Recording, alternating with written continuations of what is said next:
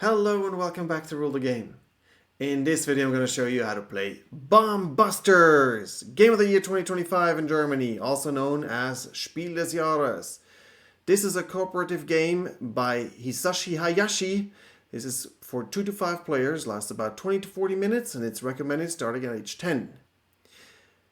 There are different ways to start with this game. You can start this by training missions, and this is a game that's run by missions. You can start with training missions where you only need to know the very basics of the game. I'm going to explain that to you. If you want to go straight to mission 4, which includes all the main rules that you need for the game, then just stay tuned after I say goodbye to the people who start with the practice missions with mission 1. And then after I've explained all the basic rules, I'll also give you some hints for your first game. As you can see, I have the German version of the game, but don't you worry, I'll explain it to you all in English, and once you have the version in your language later, you can just read up on the different abilities that you get for a special mission, what the mission is going to be about, and so on. So that's not an issue for this video at all. And if you're new to the channel, please subscribe. But now let's get started with Bomb Busters. Rule the game. In each mission of Bomb Busters, you're a team of people who have to defuse a bomb. The bomb consists of blue wires, like this one here, and you have to cut through these, or you have to cut through yellow wires, or you have to cut through red wires. Every player has a wire holder, or 2 in some cases, if you're playing with 2 or 3 players. And the aim of the game is really, or the aim of the mission, is that you're going to be able to defuse the bomb by placing all these wires here on the middle of the in the middle of the table, and nobody really has any wires anymore in their holder. You will have to do so by trying to figure out where everybody has what kind of wire, because if you cut the wrong wire, then you actually trigger the detonator, and that's over here. So with every wrong guess that you will do during this game, and you'll be guessing a lot, with every wrong guess, you'll actually get closer here to the skull where the bomb is going to detonate. The detonator starts always at the number of players that you have. So if you have 4 players like we have here, then we're going to have 4 guesses before we hit the skull and the bomb detonates. In some missions, there are also going to be red wires, and if somebody cuts a red wire, boom, you're dead. So try to cut wires until they're all on the table, and don't detonate here in the middle by wrong guesses, and don't cut a red wire. That's all you have to do. Very simple. Now let's get started with mission 1. Every mission comes with a mission card that explains to you what you're going to do in that mission. This is the mission card for mission 1. Up here in the white field, it tells you what kind of wires you actually need. In most cases, that's a combination of blue, yellow, and red wires that you have. But in this case, for the mission 1, you're going to have only the blue wires. You'll place your mission here under this little clip, and you'll then get all the different wires that you need. In this case, it says all the wires 1 through 6 that you have. Technically, you have wires here up to what value of 12, from 1 through 12. There are 4 wires of each number. What you do at the beginning of a mission is that you take all the wires that you need, you shuffle them, and then you hand them out evenly, or approximately evenly, because sometimes it's an odd number, but approximately well balanced to every single player. And they will then take the numbers, these wires that they get, in this case they all get 6, and they will sort them from left to right, with left being the lowest number and right being the highest number. Now for 4 and 5 players, you're going to have a holder for each single player. In the case of 3 players, you will give the captain, as you can see here on the character card, the captain will get 2 holders, and if you play with 2 players, then both players actually get 2 holders. Once you've sorted your wires on your holder, you can now give the other players a hint what kind of cards you might have, because the others are not supposed to know what you have, you're not supposed to talk about it, and you're not supposed to know what the others have. That's the beauty of the game. You're going to have to try to figure it out.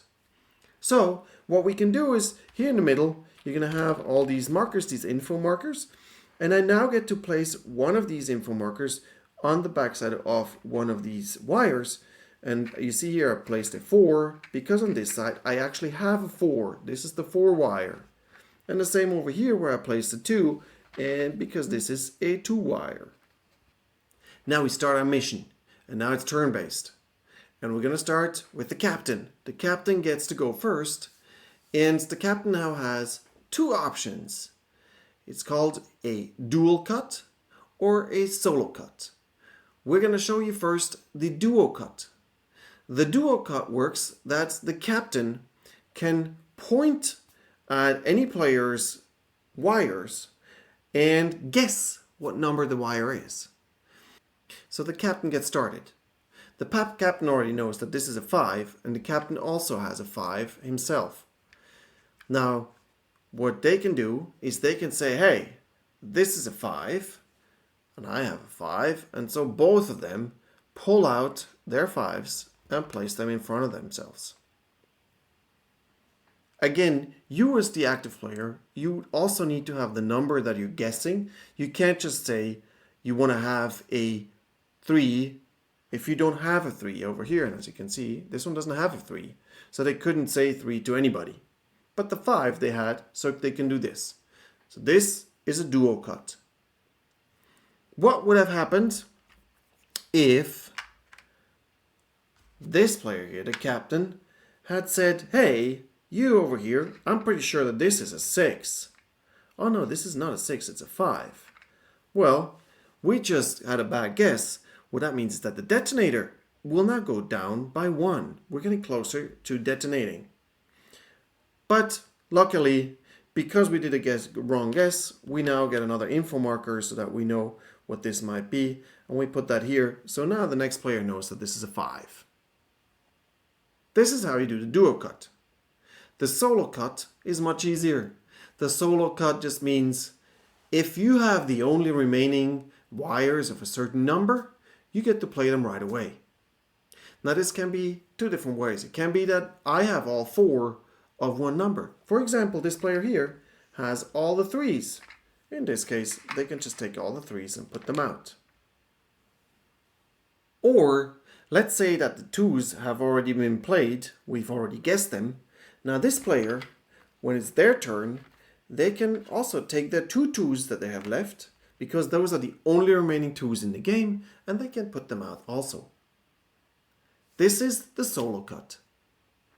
Your character card also has a special ability that you can use once per mission. It's called the double detector. In this case, for example, let's say this player says to this player, hey, I'm pretty sure that one of these 2 is a 1. Now this player will have a look at the 2 that were pointed at, and in this case they actually see that those are 2 1s. What they do is they take one of them in this, and they don't say much about it. It's just they just take one of them and place it here. You try to usually take the one that's not at the edge, because now everybody knows that this is a 1 afterwards. But so this is what they do. They take one out, it's a 1. This one also takes out a 1. Once you did that guess, that double detector, you flip your card around, you can't use it anymore. If you only guess one right, for example, if this player here says to this player, hey, one of these 2 is a 3, and as you can see, only one of them is a 3, this one here, this one player just takes out the 3, puts it in front of them, as does this player here. Again, the double detector gets turned around. If the guess is completely wrong, if this player asks this person for whether those 2 are 3s and those 2 are both 2s, in that case, we're going to have to go down here by 1 again, and we have to mark it. We have to give an info marker here that this is actually a 2. And so now what happens is we go 1 by 1, each player has a turn, and in each turn they do a dual cut or they do a single cut, and once we're either detonated here, then we have to start a new round because we didn't actually manage this mission, or if we can put down all the wires in the middle because we've guessed them all right, we've succeeded. Mission 1 done. You can move on to mission 2, and it will give you more instructions on the card here. Once a player has no further wires to cut on their holder, they're out of this mission. They're going to have to wait until the others either succeed or fail, and then we can continue again in the next mission with that player as well. In a 2 and a 3 player game, if you have 2 card holders or wire holders, you distribute first the wires on those card holders without actually looking at them. And then you actually sort them only per holder that you have. So you don't intermix them. Never mix, you always keep them separate on one. Once you've set up the wires on the 2 holders, it's then just one hand. And in that one hand, there might be special rules that are referred to just the hand. And in this case, you can always work on one or the other of these holders. For example, the solo cut can actually happen on both holders at the same time. So if you have 3 of one number on one holder, 1 on the other holder, this is also considered to have 4. You can take them all out and do a solo cut. If you want to try this now, if you want to try mission 1, do the practice mission, you're welcome to do so. Be my guest. In that case, please come back another time to my videos. And if you want to get started right away at mission 4 and you want to see all the rest of the rules that you need for the basic rules of the game, then stay tuned. We're going to continue now with mission 4. Now mission 4 is an actual standard card. This is really a regular mission that you're going to do now. And up here it says that you're going to have the 48 blue wires, so 1 through 12, 4 times. And you're also going to have 2 yellow wires and 1 red wire. For this, you just pull out of the bag with yellow wires, you pull 2, and out of the bag with red wires, you pull 1. You'll then check the number of the red wire. For example, here it's 11.5, so it's between an 11 and a 12. And you place this red marker here between an 11 and a 12. Same with the yellow ones. The yellow one here is 11.1. So this one is between 11 and a 12 also. And then there's another one, a 9.1, that I think I placed over here. These new wires, the yellow and the red wires, are mixed in with the blue wires. You shuffle them thoroughly. And then again, you just distribute them more or less evenly among the different players. So in this case, we have 3 players with 13 wires and 1 who has only 12. Again, you'll be placing info markers here behind the different wires so that players have a good guess to start with. If you're playing with 3 players and 1 player actually has 2 holders together, that player still only gets to place 1 info marker. At the bottom of each card, starting from now, you usually also see a different combination of wires if you're playing just a 2-player game. The middle part here, as well as the back, usually explain additional rules or the rules of this specific mission. Again, we're going to place the mission right here. Starting now, we also have equipment.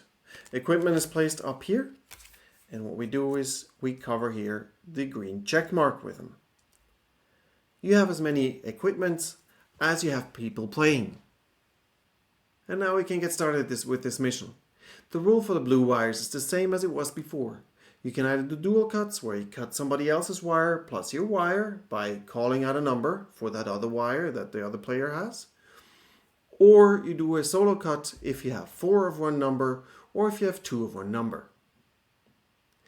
In addition to numbers 1 through 12 that are blue wires, we also have yellow wires in the game now. For the yellow wires, you don't need to know the number on the yellow wire. All you have to say during the game is yellow. So if you want to do a dual cut and you know exactly where the other player has a yellow, you personally also have to have a yellow if you want to guess the other player's yellow. So for example, if I were this player here with the yellow, the 11.1, I can guess that, hey, you over here, this is your yellow. Oh, look at this.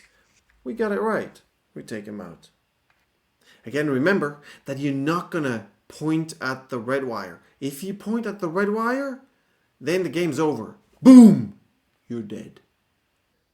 Now, besides the dual cut and the solo cut, there is a third action that you can do, and that's called cutting the red wire.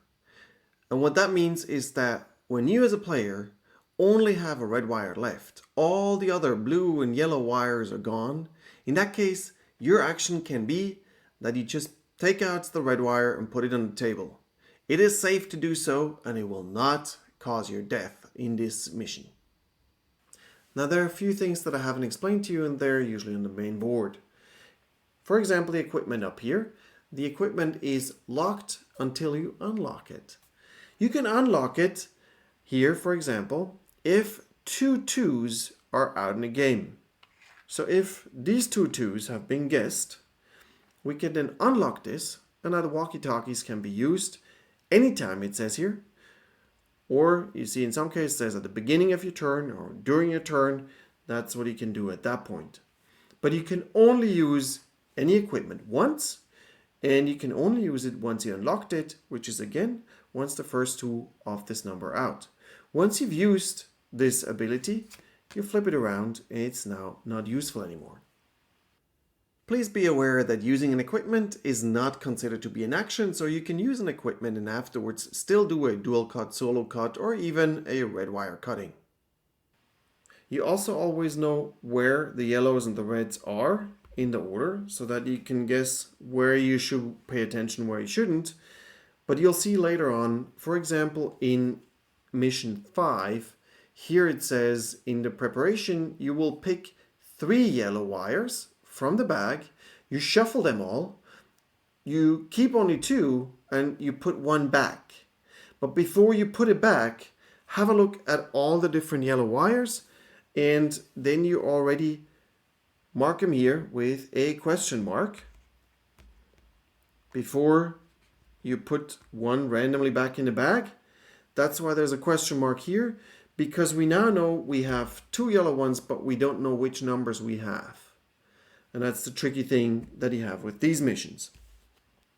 You can also use these green little things here that you put on the numbers here when all the 8s have been actually pulled already. It's not the case in our game here, but you can cover those up so that you know always what number hasn't been guessed yet or which one isn't actually on the table yet, and that makes it a little easier for you. Once you passed or failed a mission, you'll take all the different character cards, you move the captain to the next player in order, in clockwise order, and that player gets to start the next mission. Once you have passed level 8, then there's a box here that has level 9 through 19. You'll open that box and it will tell you what the next mission is that you're going to do. Of course, you can't talk about numbers of the wires that you have in your hand, and you shouldn't also really remind people what we've already seen, what we've already heard. And that's a little trickier to really keep doing because you do want to help each other a little bit. But if you start talking about the wires that you have in your hand, then it definitely gets too easy and it's not fun anymore. So this is how you get started with Bomb Busters. I hope you enjoyed the video, and if you did, please subscribe below. Up next, I'll give you some hints for your first game. And here's some hints for the first game. There's actually not too much to say about it because you're going to be playing a few levels in the beginning anyway. Be it now starting with level 1 or starting with level 4, you're going to get to experience it a little bit anyway. What is of course very important is what kind of hints you give in the very beginning. And usually what you do with the markers is that you're trying to indicate something in the middle. Because people know that the sides are very high or very low, but the people don't really know what is happening in the middle. And so what you usually try to do, or at least what I've seen now quite a bit, is that people try to show the others where, if they have more of the smaller numbers or more of the bigger numbers. For example, here, where I have my 13 tiles, you see that I have a lot of small tiles. I have almost nothing that is high.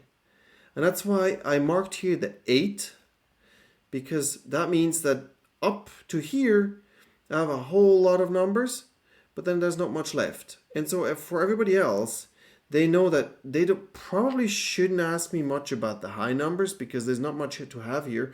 While down here, I probably have a little bit of everything. Same over here, where you see that between the 1 and the 5 there's nothing, which is why I marked the 5 here. So now you don't know what this is, but there's just one of them. And then everything here is definitely higher, might be closer in a row.